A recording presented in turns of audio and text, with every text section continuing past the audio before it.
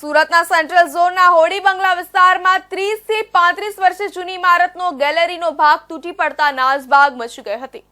ધડાકાભેર ગેલેરીનો ભાગ પડતાની સાથે જ ઇમારતમાં રહેતા લોકો અને નીચે જે દુકાનદારો હતા તેઓ દોડીને બહાર આવી ગયા હતા।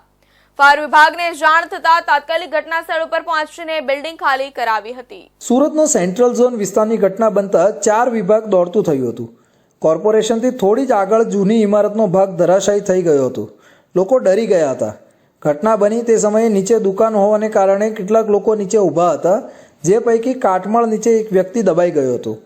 ફાયર વિભાગ આવે તે પહેલાં જ સ્થાનિકો દ્વારા તાત્કાલિક કાટમાળને દૂર કરીને કાટમાળમાં દબાયેલા વ્યક્તિને હોસ્પિટલે સારવાર માટે મોકલી દેવાયો હતો। જૂની ઇમારત હોવાને કારણે લોકો અન્ય ભાગ પણ ધરાશાયી થાય તેવા ડરે નીચે આવી ગયા હતા। ફાયર ઓફિસર બળવંત રાજપૂતે જણાવ્યું કે ઘટનાનો કોલ મળતાની સાથે જ ઘટના સ્થળ પર ફાયર વિભાગની ટીમ પહોંચી ગઈ હતી। મુગલીસરા, કતારગામ અને ઘાંચી શેરી 3 ફાયર સ્ટેશનની ગાડીઓ ઘટના સ્થળ પર પહોંચી હતી। પોલીસની ટીમ પણ ઘટના સ્થળે પહોંચીને અવરજવર બંધ કરી દેવામાં આવી હતી, તેમજ સતત અનાઉન્સમેન્ટ કરવામાં આવ્યું હતું અને લોકોને નીચે બોલાવી લેવાયા હતા।